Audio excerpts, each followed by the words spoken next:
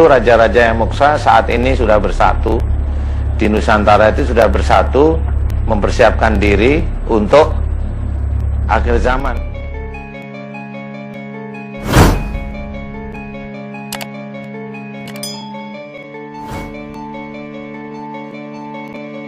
Saat ini, kisah Sabdo Palon banyak dibicarakan. Muncul narasi, Sabdo Palon akan menagih janji karena tahun 2020 tepat 500 tahun penasehat Prabu Brawijaya kelima ini muksa di Gunung Lawu. Sesuai janjinya, Sabdo Palon akan datang kembali setelah 500 tahun untuk mengembalikan masa kejayaan yang dahulu diraih bersama Kerajaan Majapahit. Sabdo Palon adalah pujangga Kerajaan Majapahit yang menguasai ilmu kanuragan. Merupakan penasihat utama Prabu Brawijaya yang sakti mandraguna. Dahulu, Majapahit mengalami masa jaya megah mewah. Kerajaan Majapahit tampil sebagai negeri yang agung dan termasyhur di kawasan Asia Tenggara, Asia Selatan, Asia Timur, Timur Tengah, Afrika dan sebagian benua Eropa. Di tengah kejayaan inilah Sabdo Palon tiba-tiba kecewa. Pada tahun 1520 riwayat kerajaan Majapahit benar-benar tamat. Penasehat Prabu Brawijaya ini nelangsa, lantas muksa. Sabdo Palon bersumpah setelah 500 tahun kemudian akan menjelma turun ke bumi demi kejayaan Nusantara. Jadi memang muksa itu di dalam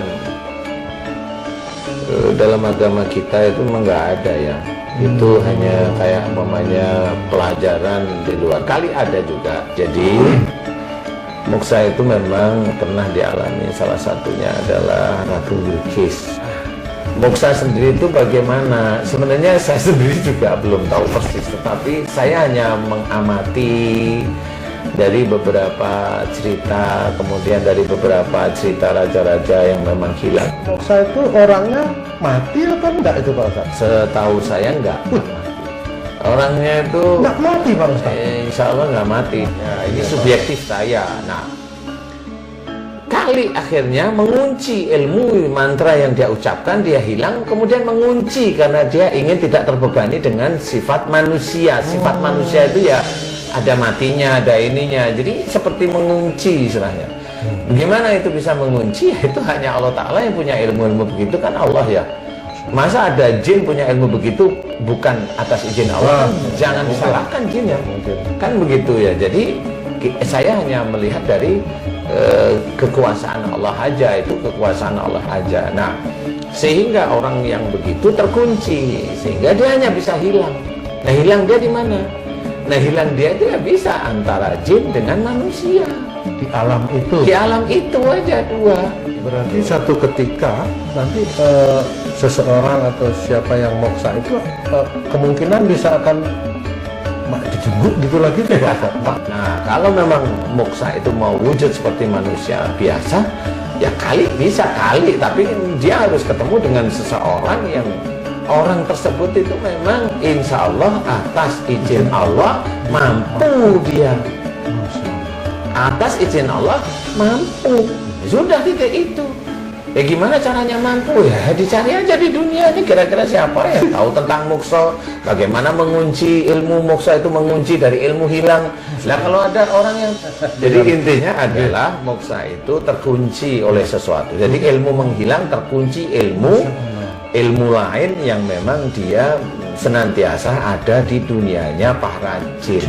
Kalau dia raja berarti jin itu mengakui figur rajanya dia, sehingga dia membawai ya jin ya teman-temannya dia yang pada saat itu diajak mokso, ya raja, ya patihnya, ya hulu balangnya, orang dipercaya, kemudian umpamanya yang bawa yang ngurusin hewan-hewan kesenangan dia, yaitu diajak hilang semuanya. Kalau dia mau mengaminkan, ya sudah, mengaminkan itu mau, maksud saya bukan mengaminkan secara Islam ya, dia itu istilahnya ya Prabu, ya Gusti, mau gitu, yang ngumpul hilang gitu. Yang moksa namanya Brawijaya moksa, Gajah Mada moksa, Jayabaya moksa, kemudian Ratu Sima moksa, kemudian Prabu Siliwangi mokso, Budawaka, Bramakandi mokso, banyak. Sumatera juga ada, saya lupa ya di situ. Jadi banyak sekali yang mokso. Lah itu gimana mokso? Saya juga tidak tahu. Kenapa mereka itu mokso? Kenapa mokso itu kok banyaknya dari Indonesia?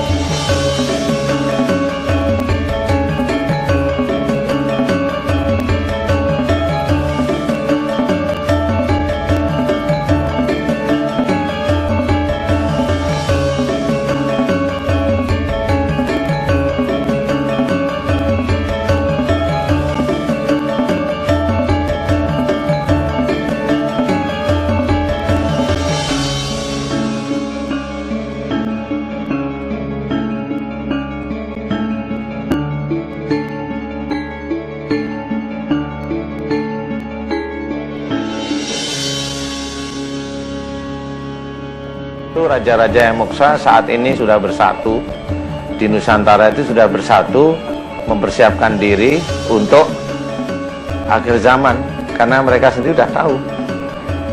Jadi mereka, raja-raja yang moksa itu bersatu di Nusantara.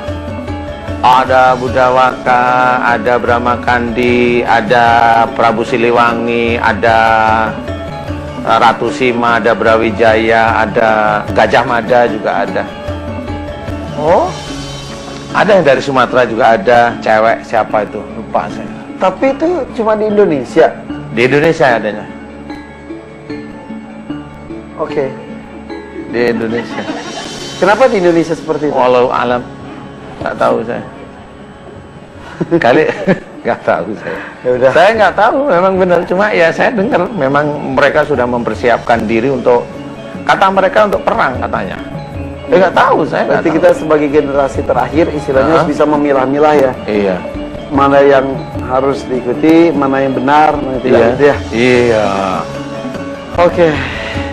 Bu, kita lanjut ya, Bu.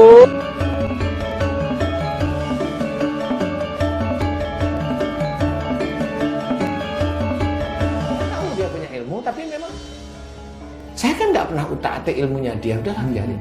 Tapi dia bilang, Ustadz, kok saya dengar raja-raja yang moksa di Nusantara ini kok mau bersatu, kenapa ya?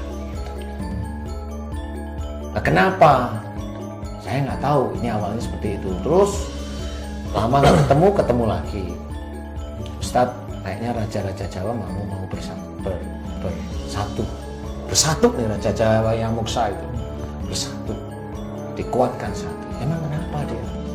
Kok katanya mau mencari seseorang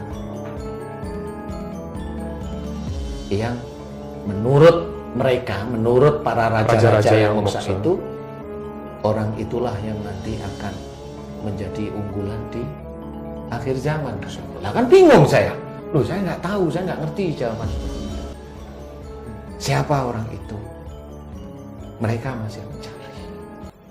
Kenapa? Karena orang itu sudah ada. Cuma ini masih mencari. Karena keterbatasan raja-raja yang moksa itu untuk mendapatkan. Saya juga nggak ngerti kok mereka yang di kerajaan itu menyatu. Saya diceritain sih. Biasanya kan Jawa Barat sama Jawa Tengah atau Jawa Timur kan nggak cocok. Dulu ada pemberontakan, ada perang.